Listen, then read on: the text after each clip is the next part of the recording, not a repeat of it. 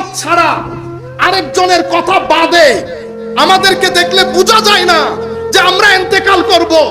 মালাকুল মউত আসবেন, ছোটখাটো একটা কিয়ামত আমার ঘরের মধ্যে বর্পা হবে। আমার জীবনে কবরের বিকাল নামে একটা জিনিস আছে, আখিরাত পড়ে আছে।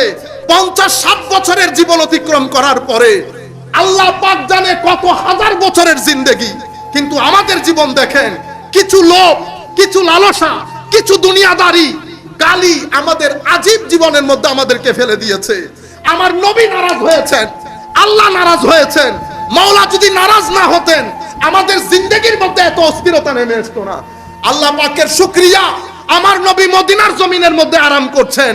নবী পাক যদি মদিনায় মুনাওয়ারার মধ্যে না থাকতেন, আল্লাহ এই ধরতিকে উলট পালট করে দিত।